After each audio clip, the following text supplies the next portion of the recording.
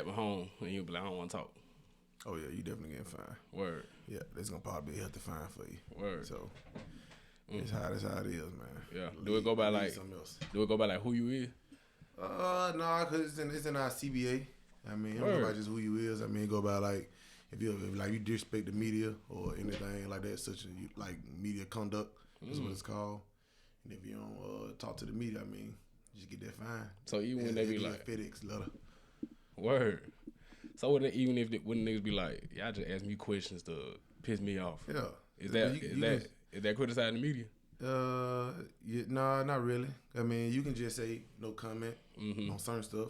I mean, because our coaches always tell us, I mean, don't talk to them, don't feed the media stuff that you don't want them to hear, don't want them to know. So, I mean, I think that's the biggest issue. I mean, sometimes media just try to push things to make players say stuff they don't want to say. So, I mean, that's why you got media classes and stuff in the league when you get there. So, word. Yeah. So this is a real deal, big. Oh yeah. Like they take that on serious. They definitely take it serious. I mean, it's the big league. Everybody watching you. Everything that you say come out your mouth. I mean, I'm sure it's getting recorded. So that's why they take a big deal and make sure you let the media know what you want the media to know. So okay. Yeah, it's tough now. Yeah. Well, I get them started since I'm the media now too. I know. Yeah, I got some messy questions. Talk to him. All right, baby. Let me give him the intro. You tuned in right now. You out? Ooh, snap. You tuned in right now. I'd like to welcome you to another episode of About to Blow Up podcast. And today, this is a professional episode of About to Blow Up, not an amateur one, not a college one. We got a professional episode of About to Blow Up podcast. Across from me, I'm sitting here with 3-time divisional champ. Hey, yes sir. You did what I'm saying? Mississippi State standout offensive lineman.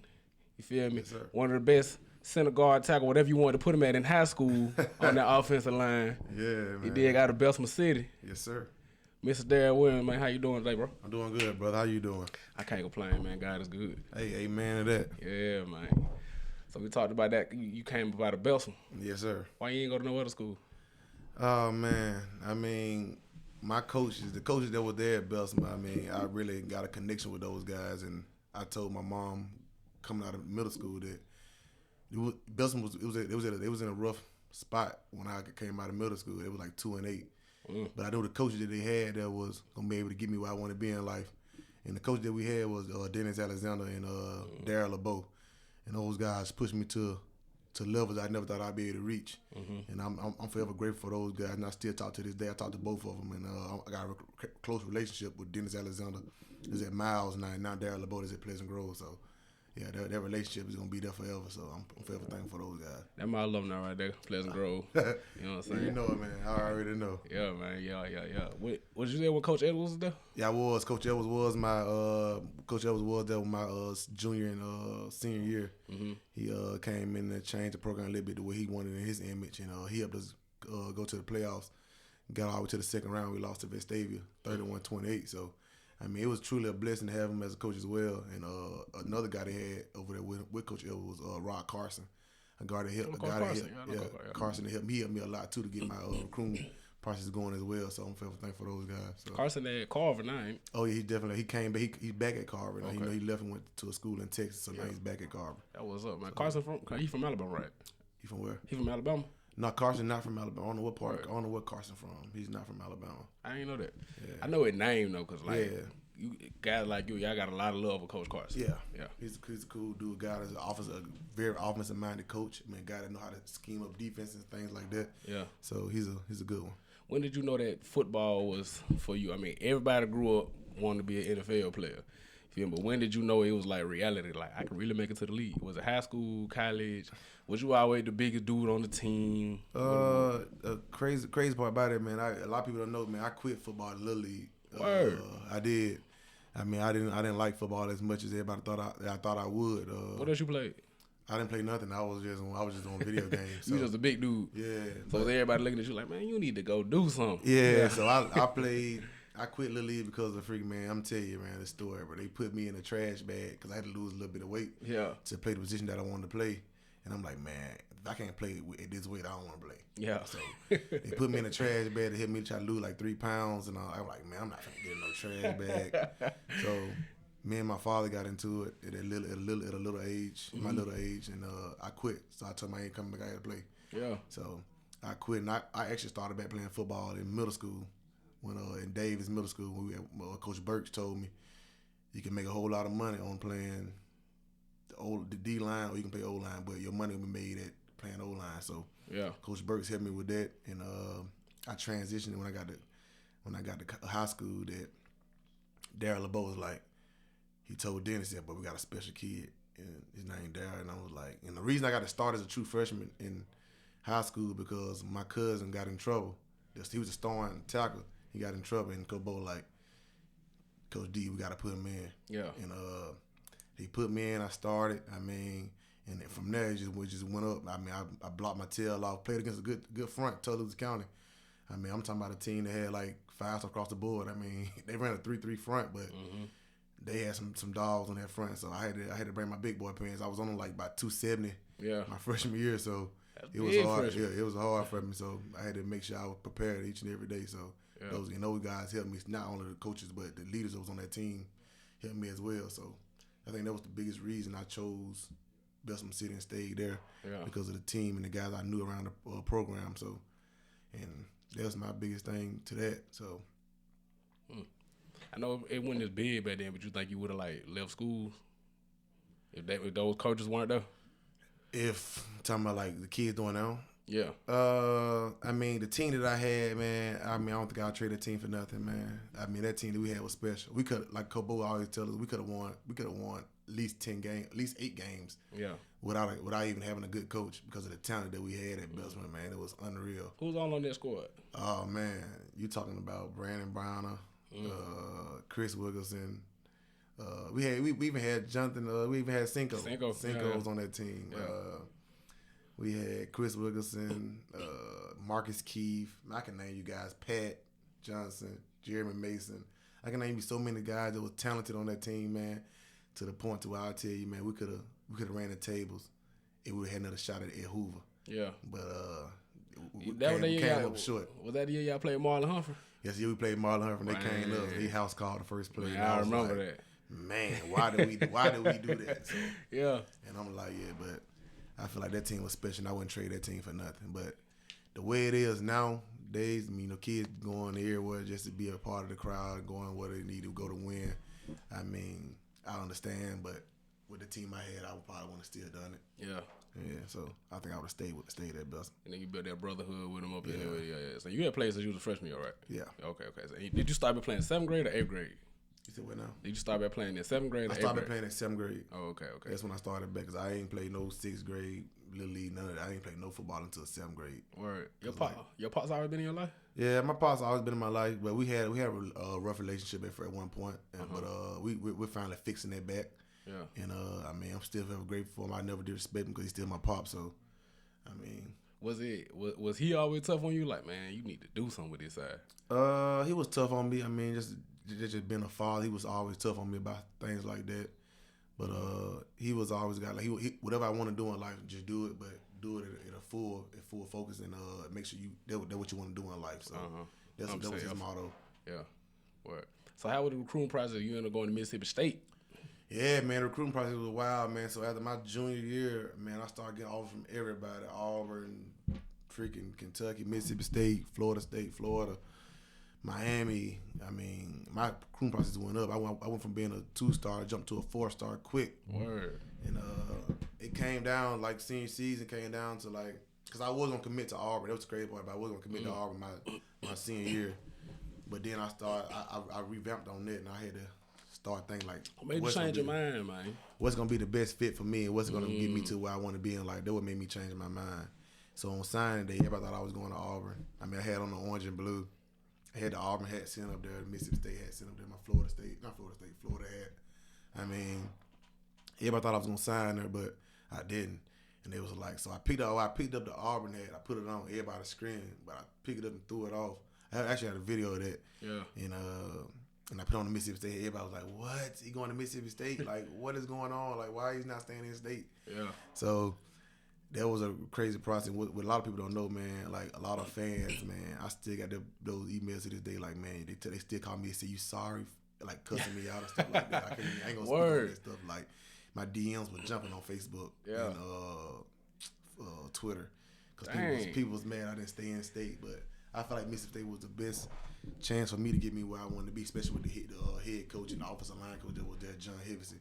Those guys helped me to become to the person that I wanted to be as well. So now I know defense is like the back of my hand because of John Hevesy. So I'm forever thankful for him as well. So that's why I chose Mississippi State. I ain't no fan snapped on folk like that. Oh man, fans are ruthless, man. When they found out that they want a guy and he don't come to them, oh my God, you might get all type of hate mail and emails and messages from people that they probably be mad or big alumni or big fans of they programs, and you don't go there, so they probably be a little pissed. Dang, bro, 'cause I was looking at my Facebook memories today, and today was like when George Pickens had swapped from Auburn to Georgia. I know his was going crazy. Oh bro. yeah, no question. Especially he from the state of Alabama, right? And those guys probably wanted them bad down there, so he ended up going to Georgia. So they Georgia and Auburn a big rivalry. So I think it's the battle of the hedges. Yeah. So that was a big time. They probably made a lot of people mad. So did Bama reach out? Oh yeah, Bama did reach out. Mario Cristobal. That's why me and Mario Cristobal still tight to this day. Well, now he's in Miami. Now he's in Miami. He's the guy that recruited me heavily for me to come to Bama. And once he left, I was like, yeah, I'm not going. I'm definitely not going to Bama. Because there's no chance of me even having a relationship with those coaches down there. So that was a big jump for me not going there as well. When he left and went to Oregon. So yeah. So you got to be saying, was Mike Leach there when you was there? I was never there with Mike Leach. My coaches were Dan Muller and Joe Moorhead. That's right, Muller was. Don't trip. Those were my two coaches. Yeah. And, crazy part about a lot of people know I probably would have. I'm gonna keep this off record, but a lot of people probably would have know I would have left Mississippi State if I had a chance to leave to go to Florida with Coach Muller, my offensive line coach. So that was probably the biggest thing. I had to stay because I didn't graduate. I didn't graduate yet, and I still had another year to graduate. So that's the reason I didn't go with those guys and things like that. They say SEC ball not just like, but it's a close thing to prepare you for the pros. Oh, no question. I mean, the SEC definitely prepared me for the league, man. When I tell you, bro, like how fast the game is, like a lot of guys say when they come from other conferences and things like that, they had to adapt. So they had to adapt fast because they wasn't ready for that type of speed and stuff like that. But I'm just like, bro, the game is still slowed down to me because the SEC was so fast, man. When you talking about guys like moving to the ball, like getting there quick, defense is attacking guys, so things like that. You just got to make sure, like when you picking a school, as I tell people, when you picking a school as a kid, make sure they be able to prepare you for the pros or prepare whatever you want to do in life. And I think the SEC, that's the reason why the SEC say it means more, because they prepare guys for the next level or prepare guys for their futures whenever they need help in anything. So there's a lot of guys in the SEC league. Yeah, I'm forever thankful for the SEC. Yeah. When you were there, you on the team with that. And y'all played, y'all were number one in the country at one point. I wasn't there when it was number one. I was there my freshman year. That was his senior year, so I wasn't there. So you weren't there with Bell? No, I wasn't there. I was with the Bell my freshman year, but they weren't number one. Okay. We was still ranked high, but we wasn't number one. Was that the year y'all knocked out Bama? That's the year we almost knocked out Bama. So I wasn't there. Okay. Yeah. Okay, man. I was finna get into it, but my 2017. You want to get into it? We can get into 2017 year. Okay, go in there. When we played Bama and they hyping them up. They supposed to be this, that, and the third.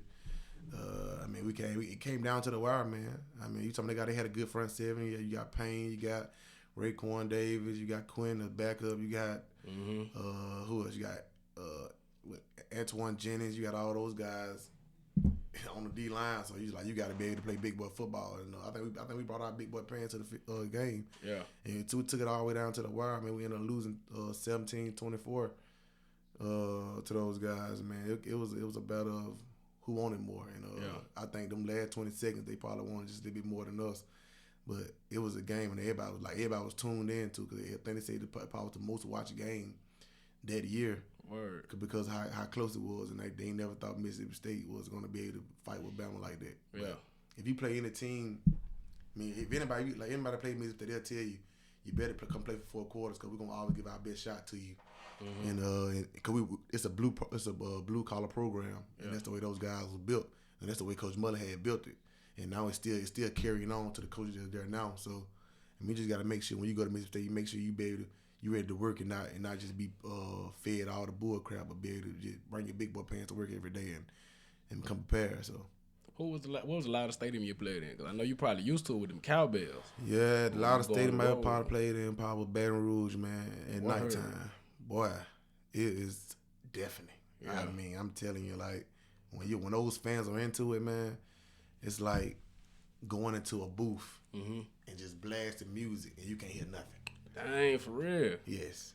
And like when I tell you, we played them my junior year in Death Valley, man. They was like ranked high. They had all of Joe Burrow when Joe Burrow first came on the scene. It was Sorry Joe Burrow or Fat Joe Burrow? Sorry, Joe Burrow. Okay. And they was ranked, let's still ranked high, but they wasn't as good as they was the following year. Yeah. But when I tell you, the first opening possession, we got the ball. I don't know if I heard the QB clap or if I just heard something because I false started probably like 2 times in a row. Yeah.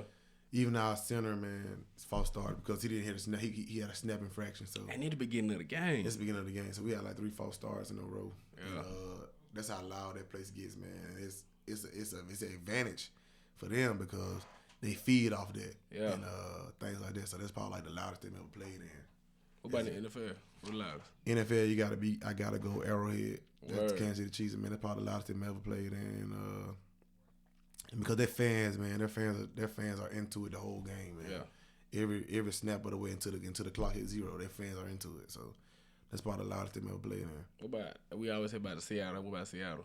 I never played in Seattle, so I haven't Word. played. That's one of the states I haven't played in yet, so I really can't tell you if they're loud because they called themselves the 12th man. 12, yeah. So I haven't played in that stadium yet. So once I get to play, then I come back on here and tell you how loud it was or if it wasn't that loud. So You playing the Dome yet?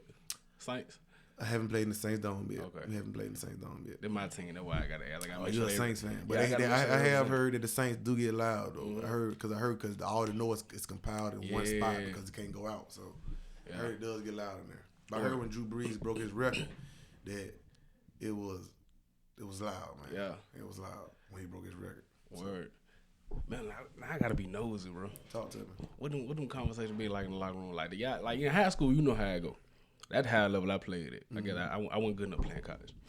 So we all, you sit in the locker room and you be like, man, that dude right there's so garbage. Do y'all you ain't gotta say no name, but do y'all still have talks like that? Cause like when you in the NFL, a lot of people don't know this. Everybody is good in the NFL. Everybody is good. Yes. It's just like it's different, but it's levels to it now. So it's like if you made it to the league, you did something. Yeah. You feel me? Whether you first round pick or Brock Purdy, Mr. Irrelevant. Yeah. You got some sort of good skill set. Yeah. But do y'all still sit back and be like, man, that nigga is Man, you like can't garbage. you can't really sit back and tell. Like I tell you, you can't really sit back and say somebody's sorry because they made it and it's only a select few get picked and only select few gonna be able to make a team. Right. And like I said, I tell people, I always keep my conversation to myself. I don't talk about people. I stay out there. I stay out of a conversation like that. Yeah. Because everybody in this league is good. I mean, especially when you made it to the level that you want to. When you playing at the highest level anyway. Yeah. So I never say you sorry or you garbage. So I think guys do take appreciation of not saying people sorry because people are good. Yeah. So we don't really talk about stuff like that. I think everybody kind of learned from that year Jalen Ramsey did it. Yeah. He was like on Josh Allen. Yeah. Now look at Josh Allen. Josh Allen playing is like an MVP. It's a problem. Yeah. So Josh Allen made him eat his words. So he's Man, a problem. for real. Yeah. Josh Allen and Tyreek Hill. Oh yeah. Yeah. You got to see Tyreek in practice and stuff, right? Yeah, man. That's a freak of nature, man. I'll tell you, a guy that speeds on a different part of the fastest guy I ever seen in my life. It's like the TV. I feel like the TV don't do us no justice. The TV don't do you no justice. Really? I promise you. If you come and see him live, man, it's unreal how fast he is. Yeah. And I had an opportunity to see how fast he was when we played the Bills in the AFC Championship game in 2020. And I tell you, that boy, the linebacker literally had a angle on him to tackle him. Yeah.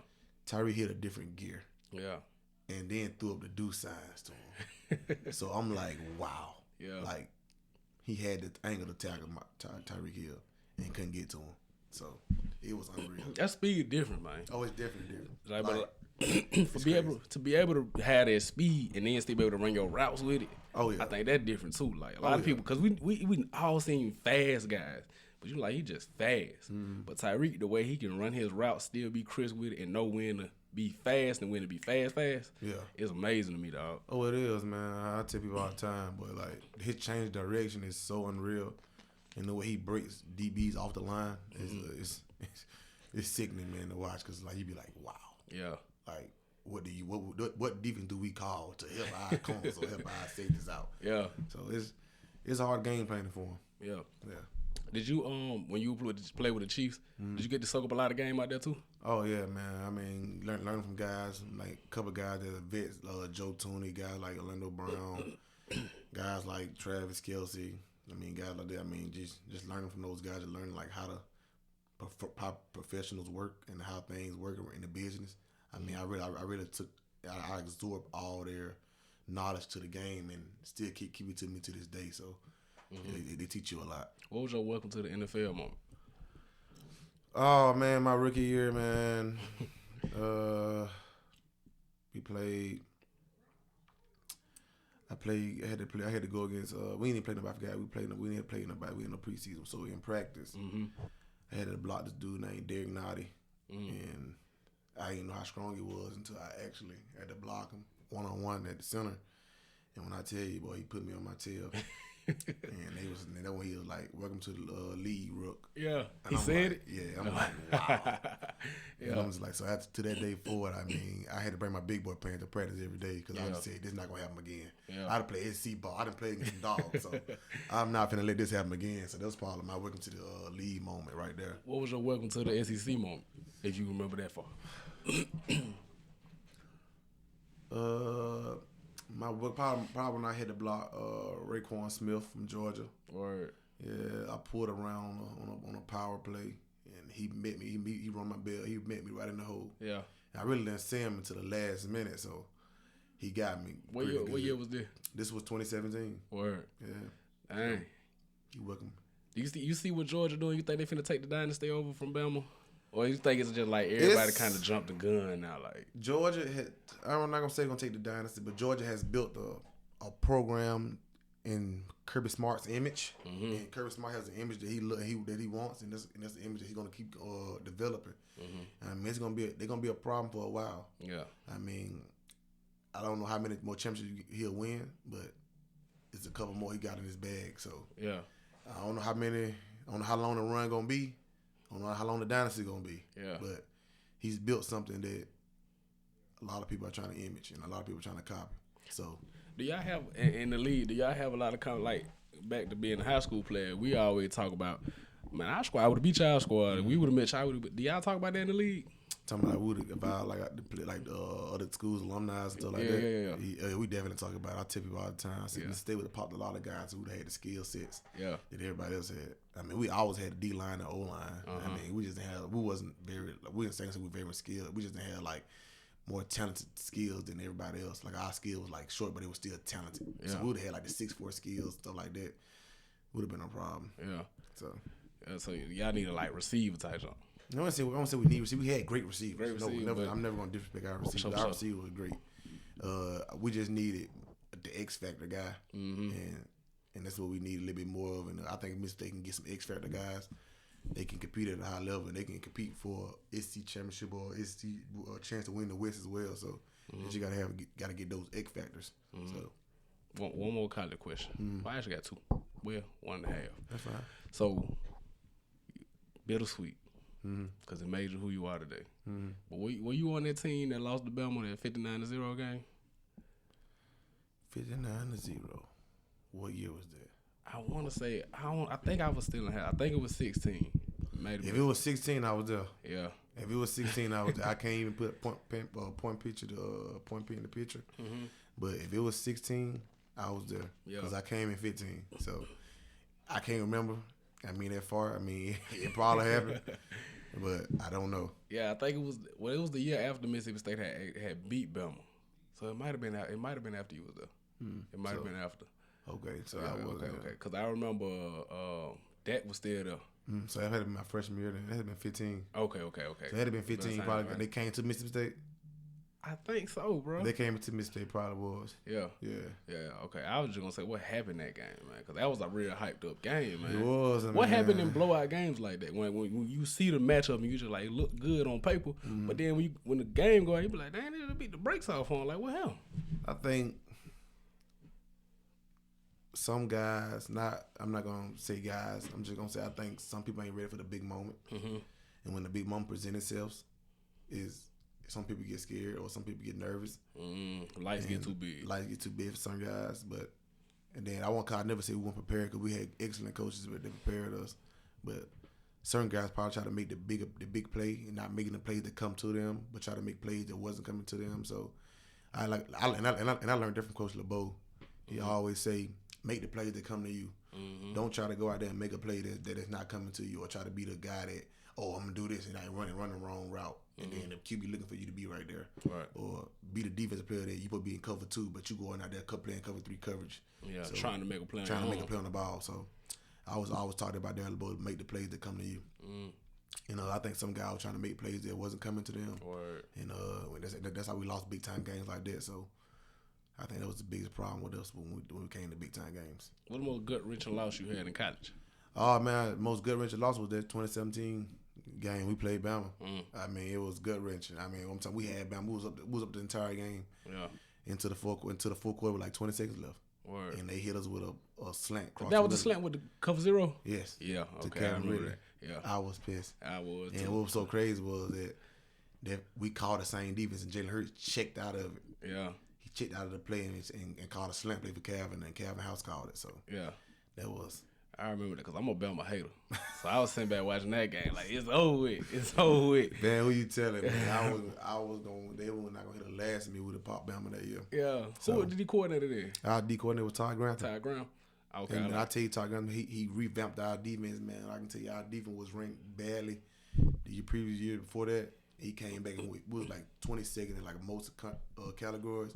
And when he came, he revamped that defense. That defense went from like 22nd in most categories. That defense went to like ranked number 1 in categories, 2, 3, 3, and all other categories. So that defense went from averaging, giving up 300-something plus yards and like 300 plus yards to 100-something rushing yards. So only giving up probably a total of 200 yards or 220 average per month game, giving up probably like 17 points a game. Going from 35, and that was like unbelievable. When I tell you that defense was like shut out. I mean, you got Jeffrey Simmons, Montez Sweat, Jonathan Abrams, Corey Thomas, Braxton Hoyt, Gary Green, linebackers, elite, JT Gray. I mean, you got guys all across the board that played at high levels, and like I was like, man, this is a good defense. Yeah, it really was. I felt like Mississippi State at one point, Mullen was there, they had like a pipeline to Alabama. They did. Like the guys that Auburn and Bama was passing up on, those were like, we'll take you. Like, y'all good enough to play here. Yes. You did, because we all know how it is. A lot of people get politicked out. No question. I remember we even had a conversation. You know, Rod Tillman, we were talking about that like around the draft because, man, we follow guys that are from the city and around the state and all that. So we remember we were talking about you, and you were like one of the highest rated offensive linemen in the SEC. So we were just like, how did he not get drafted? You did what I'm saying? And I was just like, had to be the politics of it. Oh yeah. Did that let you know it's like this is a business now? It did, but it kind of had me upset. That's why I tell people all the time I had a chip on my shoulder to where I would not be denied, and whatever task God put in front of me, I'm going to achieve it. Like I tell people all the time, I don't know why. I listen to that quote by LeBron. He said, I don't know why God gave me this hardest road, but I embrace it, and I prepare myself each and every year to go in and out to be the guy that I want to be each and every year, and I go out there and try to dominate from start to finish. When it comes to camps, when it comes to games, when it comes to preseason, when it comes to off season as well, I take a little time out. But once I get back into my grind mode, that I will not be denied when this upcoming season comes. So every year, I try to elevate my game just a little bit more and be the guy that I want to be. So, what does elevating your game look like now? You in the league now, bro. Like a lot of people think that means sit back and rest, but it's not. What does it mean now to like elevate your game? I tell people all the time, motivation was the struggle. Because once you done made it, you have no more motivation. But my motivation is always keep my family in better hands than when we once was. Mm-hmm. So in that picture, it's like I was never the richest kid growing up. I mean, we struggled a lot when I was a kid. So I wanted to make sure, like I tell people all the time, I tell people all the time to this day, I never wanted to be rich. Mm-hmm. I just wanted to be able to make my mom happy and be able to give my mom anything she want. Mm-hmm. And that was probably the biggest thing for me is that I make sure each and every time I go out there on the field that I attack it with a purpose because I know where I once was and I know where I don't want to go back to. Word. So that's probably my biggest motivation is to that. Man, I know that's real. Like a lot of people try to wonder, like, what's worse, never getting there or getting it and losing it. Mm-hmm. So now you at the point where a lot of people want to get to, Mm-hmm. and then like you just said, you don't want to go back. Yeah. You feel me? So what keep you motivated to hustle with that? Like I know you say you don't want to go back there, but you still gotta be focused. A lot of people say it, but what's your focus, bro? Like what keep you grounded enough to be like in your right mind? I mean, I read my Bible every day. I mean, I read a scripture out of it every time, just to keep my mind motivated. Because you can like I tell you all the time, you can stop liking football at one point of the season to be like, oh man, I'm tired, bro. It's a long season, thing like that. But if you keep your mind focused and take your mind off football, once you leave football, once you leave the building, take your mind off football. Like you go in to play a game, or you go read a scripture, or you go read a book, or you go do anything. Play basketball, whatever. And just get your mind off it. Don't keep your mind on football. That's why I tell people all the time. Like that's why I think I'm still motivated to play this game because once I leave the building, I take my mind. I completely shut my mind off football. I don't stay on football all day. Yeah. Because there's certain guys that all they think about, it's football. I'm not that type of guy. Once I'm done with football, once I leave that building, my mind on football is completely shut off. I don't want to talk about football. That's why I tell people in the off season, I don't want to talk about football right now. Yeah. I don't. So don't ask me about football. I mean, then not only that, don't ask me about another guy. Yeah. I'm not going to tell you about another guy because I don't know the guy like that to even just tell you all this information about him. So that's my biggest thing is my motivation. I always read my scriptures. My scriptures give me the stuff that I need to keep me going. So, all right. Do you, Coach Benjamin? Well, I recently heard Shady McCoy. You seen his comments? Shady McCoy. For everybody that didn't see it, Shady was like, LaShawn McCoy was like, they hype him up every year to get this job, a big head coaching job. He do these interviews, and everybody's just like, nah.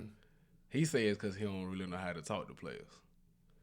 I love him being in me. Word. I mean, a guy that talked to me still to this day. I mean, after I saw him when we played him in the division round, I mean, gave me a big hug. He said, man, I'm proud of you. Because he said, big general. I was like, what's up, coach? He said, I'm proud of you, man. I'm so happy for you right now. I said, I'm proud of you because I can't wait to see you get that head coaching job. You so hell of you deserve. And he definitely going to get a head coaching job. I don't know when it's going to be because that guy he is an offensive-minded coach. Yeah. And when I tell people all the time, he remind me so much of Darryl LeBeau. I mean, they both from Louisiana. Yeah.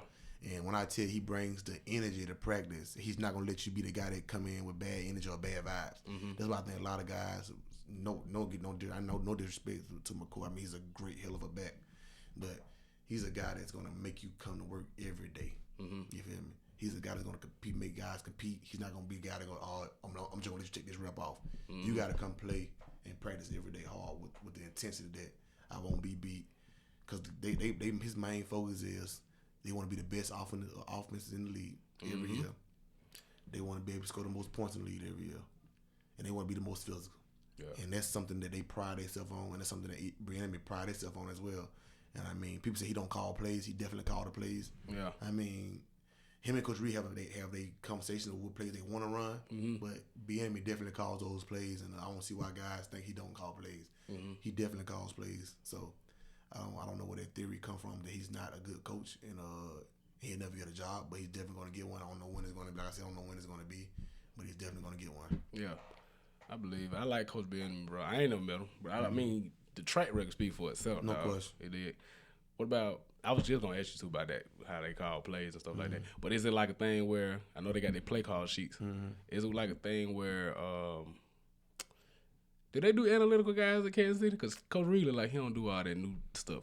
I know he helped, but he don't like he be trying to do. They have analytic guy. I think everybody have an analytic guy, but they don't really pay too much attention to it. Yeah, I feel you.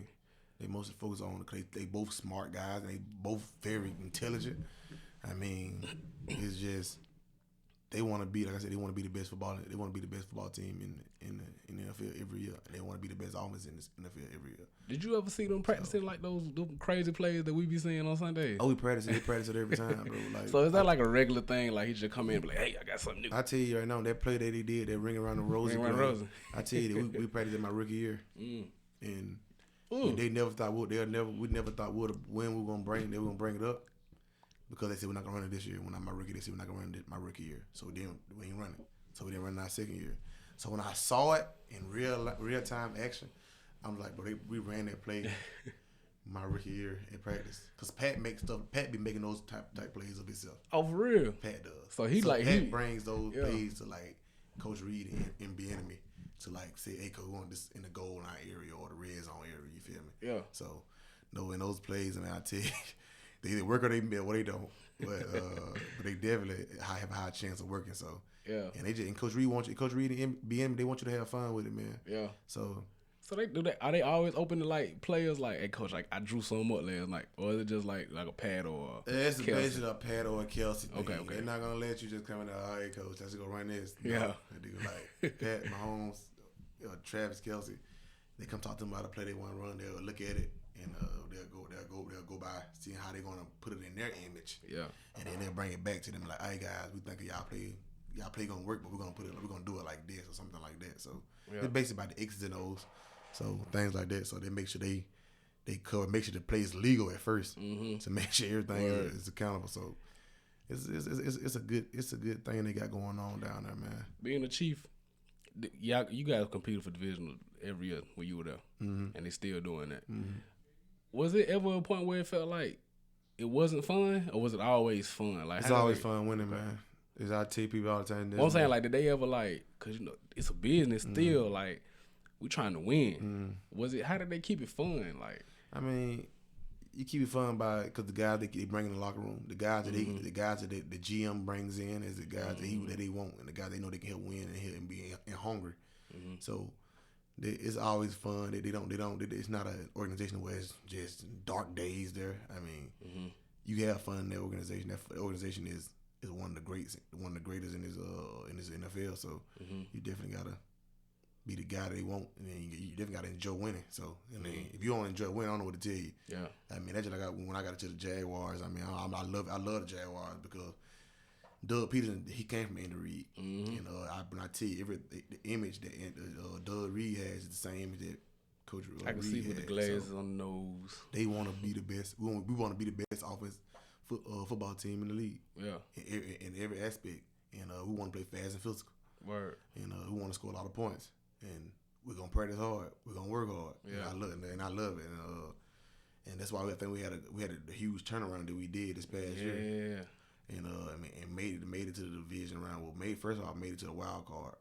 Then made it to the division round and had a chance to knock off the defending AFC South champs. So it was not South. They West. AFC West champs. Yeah. So it was definitely a good experience. I mean, I'm forever grateful for the Chiefs, and I'm forever grateful for the Jaguars just taking a chance on a small kid from Belgium. So before you got to the Jaguars, you did a small stint in Foxborough, up there in New England. Yeah, we're gonna keep this off the record. That was not a place I want to be at. I just want to ask about the Belichick way. Yeah, is it really like real? Oh, it's only Belichick. Bland. It's only Belichick way. It's either Belichick way or it's no way. Is it bland? Oh yeah. Word. So that's why I don't want to talk about that. That I had to get up out of there. Word. I had to get up out of that period. It made it feel like football wasn't fun to you? Yeah, I told my agent that same day. I said I got to get out of here. I'm not gonna be here. Yeah. It's not it. It's not it for me. Was it also like the town? Because nobody really wants to say I want to go to Boston. It's sad. I don't like. Yeah, so we're gonna keep that one off the record. I don't like that. Yeah. Talk about that for let me see some shit about that. Now I got a sports question, but it still got to do with New England. Brady and Belichick. Did you, as a fan, did you notice like, shoot, it was really Brady, or could you still be like Belichick still? I think it was a mixture of both of those guys because they're both intelligent, they're both smart. I think Tom Brady had his spit and take on things he wanted to do, and so is Belichick.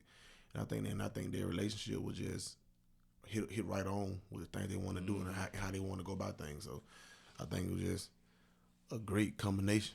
It's just like I feel like Saban and freaking his decisions was just clicking at every level. So that's how it is. That's how the game go then. Yeah. So I bam. Get out of New England. I just had to add that from a fan. Yeah. Now you in Jacksonville. That's like my second hometown. Okay. That was the first NFL game I went to. It was actually the Jaguars and the Patriots game. Okay. Yeah, and that was the year after the Jaguars had their run where they went to the 17. And they went to the AFC Championship. Right. Were you leading? Nah. Okay, you still missing. Okay. You came in 18. I came in 19. 19. Okay. Cool. So when you got to Jacksonville, you feel what was your first day like in Jacksonville as a Jaguar? Man, it was hot. We was in camp. We was going to camp practice. I just knowing that sun was just beaming on us, but then it started raining. Then the humidity hit. Oh man, it got definitely, man. We had a long. It was a hard practice. It was gonna be a hard practice that day too. Yeah, because we had on full pads. So I just knew it was gonna be a long day, bro. Like I lost like 15 pounds at practice. It was definitely, man. That was probably like my welcome to Jacksonville moment. Yeah. Like goodness gracious, how hot it is. When you got there, was it like a rebuilding field? Like did it feel like we probably? I didn't feel like it was a rebuilding field because they had the pieces. Jacksonville always had the pieces.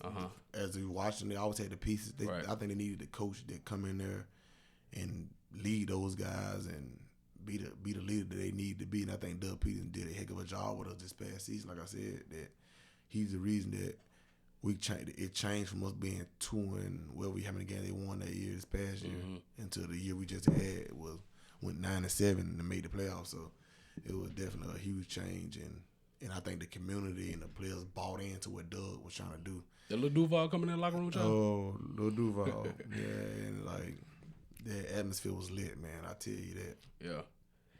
When you come to an organization like that went 2 and whatever last year, is it still like a funk that got to get cleaned up out of there? Like when the season started around there or what? I'm still fuck. I want to say you got to get the guys. Like I said, you got to get guys that you want in there. Shift their mindset. A little bit. Get them to believe the stuff you want that you want to put in, that you want to bring in, and how you want to do it, and how you want to go about things. So I think that's probably like the biggest thing that you got to do when you come in as a head coach or anybody. They make guys believe the image and believe in what you're trying to get done for the organization or that week, things like that. So I think that's probably the biggest problem. I think a lot of people was counting Jaguars out beginning of the year. Oh yeah, especially when you started season 3 and 7, a lot of guys counted you out. I mean, it's understandable, but our coaches always kept telling us that it's always about the Jags, it's always about us. He said once we start believing that and holding ourselves accountable for the things that we're doing, we're gonna win games. And once we start believing in that, and when we start doing the correct things and start listening and being accountable for things, we start winning games. We're on like an 8-game win streak. I think that's what I was just about to say. Like when people, I know for me for sure, that Cowboys win, especially with y'all being down. I was just like, oh, these boys really gonna make the playoffs this year. I was sold on y'all making the playoffs when y'all beat the Cowboys. Yeah. I ain't gonna lie to you because you're right here. I was like Jacksonville finna have but I thought y'all was doing pretty good from where Jacksonville was like the year before. When y'all beat the Cowboys, I was like, oh, they for real. Yeah. But even then, this is my second and a half college question I was gonna ask you. I seen after Dak threw the pick 6 that sealed the game, he still went on Facebook and defended your quarterback. Yeah, I mean, because this is always my QB, and I'm always defending. A lot of people get mad about his picks. He got to clean his picks up, but some of those picks you got to go back and look at. They not on him. Some of those picks are tip picks. Some of them are receivers dropping the ball and the dude just picking it, or somebody ran the wrong route. And he thrown it to a spot that he thought he was gonna be in their picks. Now and then, but some of my picks he just completely threw. This is the game. It's just the game of football. Yeah. But I tell people all the time, he's a great QB. I mean, like I tell people, like it's a reason Jerry Jones said he's our guy moving forward because he's a heck of a QB. He just got to, like I said, he got to clean up his picks, and he's a smart, intelligent guy. So, I mean, I'm always defending him because he's the guy that helped me out as a freshman. So I want to make sure I'm keep keep his name clean. Shout out to Dak, damn, bro. Yeah, I just be hating on him because he a Cowboy. That's my only fault. That's the only thing. You know everybody hate the Cowboys. You know everybody hate Cowboys. You know they always say Cowboys get to the big dance but can't never finish. Yeah. So I love when Steven that go off on them boys. yeah, you can tell him skip. Who you grew up being a fan of? Oh man, I was a huge Steelers fans, man. I was Word. a big Jerome Bettis. I mean, Oh yeah, the bus. So I love the Steelers, man. You got to play with the Steelers yet? We didn't play it. We go to the Steelers. I think we go to the Steelers this upcoming season, but I haven't had a chance to play there. Word. It's gonna be fun. Yeah. Have you ever like really traveled before you got to college and high school? I mean, like college and pro. Did you really travel for real? Yeah, we travel a lot. My family, we travel a lot. We always try to do like a family trip to places, things like that. So we did a lot of traveling. Yeah. Yeah. All right, now it's time for me to get messy. Back in my messy bag. Talk to me. You got kids? Nah. Oh, okay. I ain't seen no ring on your finger either. Nah. So when you traveling out here in these streets, bro, Yeah. what these streets like? You feel me? Because I used to want to go to the league. Yeah. You feel me? I gotta live vicariously through you. Yeah. You feel me? So like, what we out here seeing in these streets? You see a lot of beautiful women, man. You just gotta make sure you have the right mindset because you gotta make sure some of these women, like you said, you in the league. They know a lot of people know who you is. Yeah. And they just looking for a bag. Yeah. In a way possible. So a lot of women out here, they want you to get them pregnant so they can get a kid off you or get you on child support or get married and try to get half of your money. So you just gotta make sure when you out here in these streets that your head is on straight and you know what you're doing. So that's just because the streets can get dangerous. When you on the road, what's the best streets to be in? The hotel room. The hotel room. That's all I can tell you. The hotel Who got the best hotel rooms? Everybody. I mean, everybody room is good, so you just gotta make sure you be in the right hotel room. That's all I can tell you. Me to train like a mug, man. That's all I can tell you on that. All right, well, what's the most fun place you done visited outside of the women's? Like when we get here, bro, we already got an itinerary. Like, and then we get to the hotel, drop this stuff. I think LA and Houston. Word. Because they got the most attraction stuff you can go do and things like that. I think LA and Houston probably like the two favorite spots I done traveled and visit. So. Word. You ever been out the South? Like growing up? Yeah, I have. Okay. I have. So it's been pretty good for me because I didn't experience a lot of stuff that a lot of guys didn't have opportunity to experience. So I think it was good for me to be able to experience those things. Yeah. LA. Oh, it's two teams in LA, right? Yeah, the Chargers and you got Rams. Yeah. What was up with the Rams this year? Man, I can't even speak on it. I don't even know. Yeah. So I'm just gonna keep my mouth closed on it. Yeah. See, I thought it was just like they got banged up a lot this year. They was hurt. They was hurt a lot. They had a lot of guys go down with injuries. So yeah, I think it's gonna be. I think that was the biggest reason. But I think they're gonna be back to where they need to be next year. So yeah, I think that's something. Aaron Donald, Aaron Donald. You know, yeah, that's a problem. Who the most respected D line in the league to you right now? I mean, you name one of them, Aaron Donald. You still gotta respect Chris Jones. Big Donald, yeah. Jeffrey Simmons. You gotta respect a lot of Vita Vea from Tampa. Yeah. A lot of people forget about Big Vita Vea. Big Vita Vea's a problem, man. Yeah. I like Hassan Reddick. Hassan Reddick is a problem. Yeah. You let him get going, he can be a problem. Yeah. I think Armstead from the 49ers, guys like that are problems, and Jeffrey Simmons, Fletcher Cox, those guys are still probably, even though Fletcher Cox is a veteran, he's still a problem because of his strength and the way he know how to manipulate offenses. So he's a problem. So those probably some of the top tier guys in the interior. Yeah. If you go to ends, man, you can just name them Von Miller, Bosa's, the freaking Khalil Max of this world. Guys like that can wreck a game if you let them. So those are most probably highly respected D linemen in this league. Kleiner, do people still talk about Kleiner like that? Oh man, I forgot about one guy, man, Myles Garrett, man. And TJ Watt. I just said to respect those guys. That's my fault, but those guys are them two of my favorite players, highly rated guys as well. So yeah, but people still talk about Kleiner though. Kleiner still can be a game wrecker if he want to turn it on and turn it off. But you got like I said, you got to make sure you come with a game plan for those guys like that because they can wreck your game. And you don't want them to wreck your game. So. Yeah. Do you notice I've always heard these stories too from other players, but do you notice like guys when the season look like it's just they already planning the vacations? I don't think guys are playing their vacations. I think guys are seeing a picture that there's no chance of us getting to the playoffs, and I think that'd be the reason. But some guys, I still think guys take pride in their work, and they still want to be able to like compete, want to win games, even though they're not gonna make the playoffs. They want to win games still, because nobody want to lose. Like I said, and that's just because that's like a prideful thing that you take pride in. You don't want to lose a game. Like nobody just want to lose a game. Right. You feel me? Because I like just for the fact that the Lions and the Green Bay to come down over last week of the season. The Lions wasn't gonna make the playoffs regardless because the what's called won. Seahawks. So Seahawks won, so they won't make the playoffs. So they said they're gonna blow what's called chance make the playoffs. I like that, man. They went out there.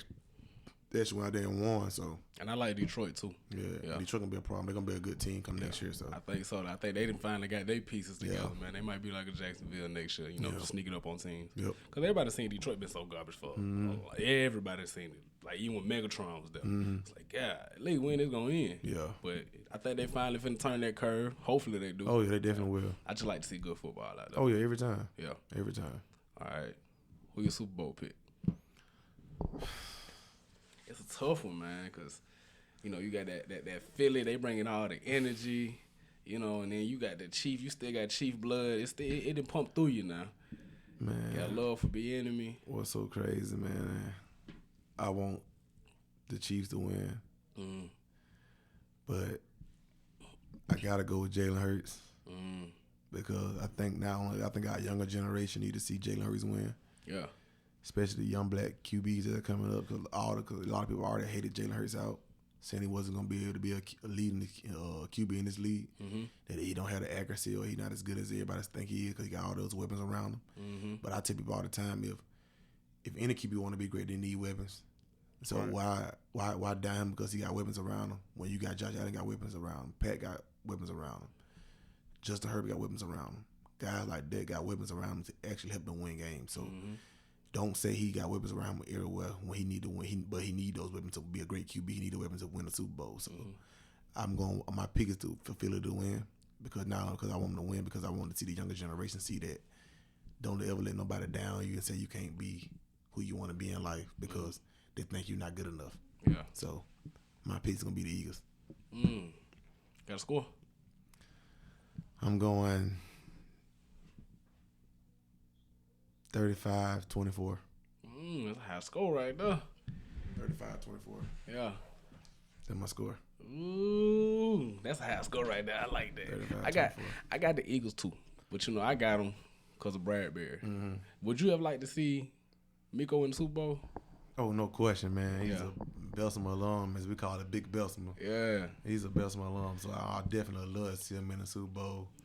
Yeah, but it's what's sad to say that we got to play him twice a year. Yeah, he's man. in our division, so.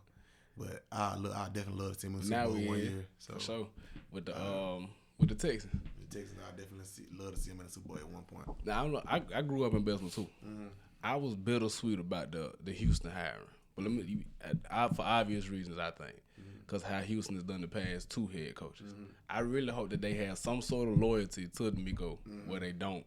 Yeah. Let him just which I think they like already have the loyalty to give him the piece that he need to get pieces around him. Yeah. To help his team win, help his team be successful. So I can't wait to see how it plans out in the next couple of years for him. So have y'all ever crossed paths? Yeah, me and Miko talk a lot. Word. Yeah, me and Miko. So the Bill got a foundation, the Miko Rhymes Foundation. I got my own foundation and Youth Empowerment Series. So check that out.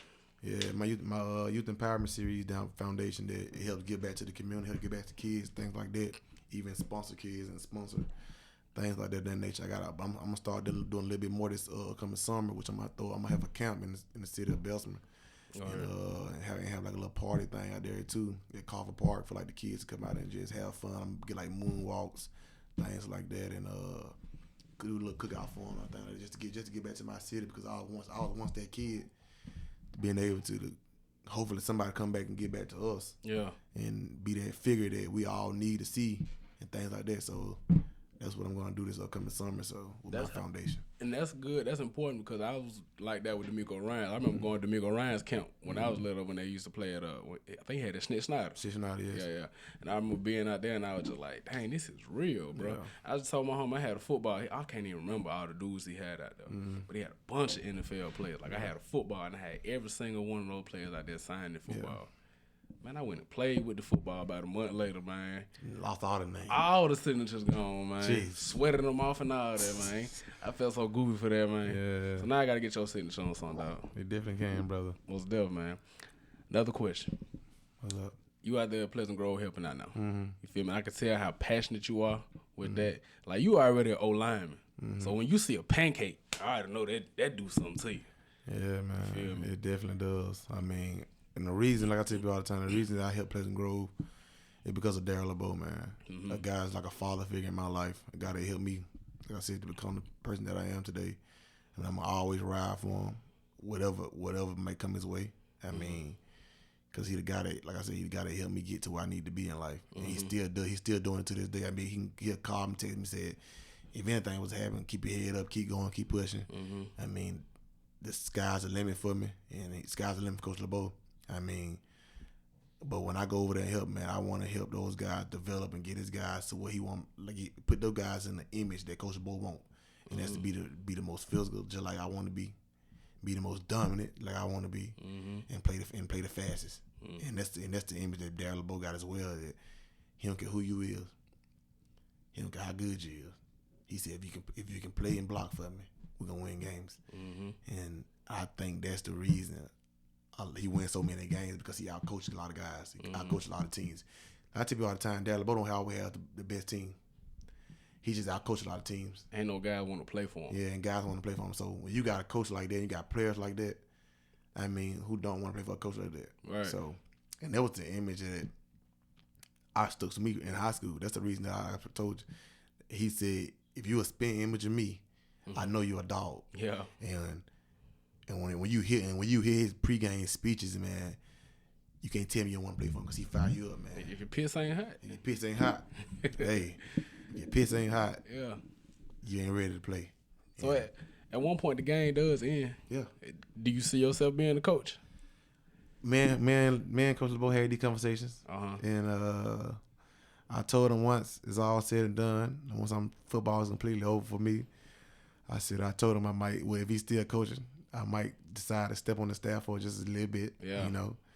But if he's done, we're gonna see from there. So, and can you see yourself coaching offense or defense? Cause you study defense all the time. I'm always coach offense. I'm never gonna touch defense, even though I know it like the back of my hand. But I'm never gonna coach it because I'm an offensive minded kind of guy. Yeah. And I love to score points. So, and I tell coach all the time, like, let's not take our foot off the gas. He be trying to take his foot off the gas. He be trying to show sympathy to some guys, and I be like, all right, we're gonna stop. We're gonna run this up like a madness scope. You did. Yeah, we do. But like I tell people all the time, he's a savior in high school football, and that's why they hate him. Yeah. And a lot of people hate him out, man. I don't understand why. I mean, he's a black guy that's intelligent, that's trying to give back to the community, help these kids get into school. I mean, if you go back and look at his track record, I mean, he's been fourth straight or three straight. I can't even remember how many championships he been to. He went to 3 state championships. Yeah, man. And then, I put a record of 42-9. I mean, that is 52-9. That is unreal. Yeah. I mean, some of those guys had opportunity to go to 3 straight championships. No, he went to 4. Some of those guys had an opportunity. Some of those guys had an opportunity, like if it's a freshman, had an opportunity to go to 4 straight championships. Right. I mean, what other team is doing it? Even though they didn't finish the deal. What other school you can tell me doing it? They had a freshman had an opportunity to go to 4 straight championships. Yeah. The only one we could think of is Thompson. Yeah. You feel me? And that's unreal. That's unheard of, man. And I can tell you the growth that Darryl LeBeau has had is unreal. And it's really amazing, man. Like I see it too. Like being in the locker room, you can see the little things that he changes that make a big difference. Yes. And I also feel you when they say that, like that hate that he get a lot of. People root for the underdog till you get on top. And when you get on top, now we got to throw rocks at you to like bring you back down. Yeah. And he's always got a handout. And he's not asking for nothing. He's like got a handout, like come with me. And he's the most humblest person I know, man, for a long time. He never cocky, he's never arrogant. He better say much to anybody when it comes to like that. He just go out there and play football now. But when you get disrespectful towards him now, he'll let you know now. Like I can be that guy. That Louisiana come up out there. Yeah. But I love Coach Bo, man. Like I said, he's gonna be a great one for a long time. Yeah. And whenever his time up at Pleasant Grove, it's gonna be epic, man. It's gonna be hard shoes to fill, man. Yeah. And oh man, it's gonna be crazy. Yeah, but man. He like I said, he built the foundation over there. That's a spin image of him. Yeah. And I knew one time at one point in his life he was gonna be a head coach because he demands highly of everybody that's around him, and his coaching staff is unreal, man. You got Coach Davis, Coach Ruffin, Brandon Brown, Coach Browner, Coach Woods, Coach Cox. Those guys, man. He got a heck of a coaching staff. I mean that he wanted, and those guys are not just leaders. Those guys are example setters for the guys that he needs to play and the guys that he needs to be successful in the upcoming years. So. I mean, I feel like I said, I'm forever grateful for Coach LeBeau, and I'm forever going to ride with him. So, he's great. You keep in touch with Coach Davis? Coach Davis? Yeah, light skin. Yeah, Coach D-line coach? Yeah, I talk to Coach Davis a lot. Did you hit him up after y'all beat the Cowboys? Oh, you know I did. I told him how about those Cowboys, Coach. Yeah. He called me. He said, man, Coach, don't do that, Coach. I was like, Coach, I told you we're going to pop them boys. I could tell everybody, I said, we got a tough schedule coming up, but I promise we're going to pop all on. Yeah. And he was like, they ain't going to do that, Coach. I said, Coach, we're going to pop them. He was like, don't do my cowboy like that, Coach. I was like, Coach, I got to do it to him. I'm sorry. He was like, yeah, but I talked to him. We had our little conversation about it. So man, I've been tagging him and stuff on Facebook since that game. he pretty proud for Cowboys. So man, for real, man. Like all of them, man. Like Stephen A. said, shoot, if the world would have ended today, 3 things would be around: rats, roaches, and Cowboy fans. Oh yeah, every time. So they love them Cowboys. Most definitely, man. Most definitely. Man, I appreciate you pulling up on me, man, spending knowledge with us. Yes, sir, brother. Yeah, man. Anytime. Man, you got to come back. I definitely will, man. Whenever you want me on the show, man, just definitely let me know, man. I'll be here, man. Yeah, but we gotta have a sports talk one day. That's fine with me. We gotta have you in fan mode. You dig what I'm saying? That's fine with me, man. Just let me know, man. All right, man. I appreciate you, man. No problem.